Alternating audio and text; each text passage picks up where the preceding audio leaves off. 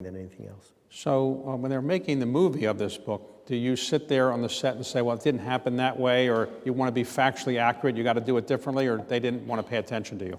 You know, I've been pretty blessed. They really cared about getting things right. And the most important thing, you know, it's Martin Scorsese. I would never say to Martin Scorsese, you know, I really don't think you should do that tracking shot. I would go this way. You know, they all know what they're doing. But the one thing that was very important to me was I had worked so closely with the Osage Nation in working on my book, and they needed to develop those relationships. And they were so committed to doing that and working so closely. So many members of Osage participated in the film, were consultants, there were Osage actors in it.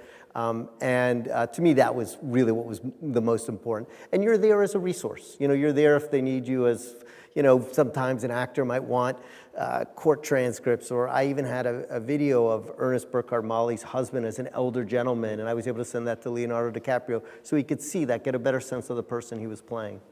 So did you get invited to the Oscars when the movie was made? I did get to go to the Oscars, yes. Well, you know, the good thing about being a nerd book writer, where you spend all your time in the archives, is basically, if you get invited to the Oscars or a movie comes out and it's directed by Martin Scorsese, for at least 2 days, your kids think you are cool. When you go to the Oscars, did everybody say, oh, there's the author of the book? Oh, no, this is true. So, when you go to the Oscars, I've never been to the Oscars, you go to the Oscars, so all the beautiful people go this way. And then they have another little path in the Oscars where the people like I go. And then you kind of look down on the beautiful people getting their pictures taken. So let's talk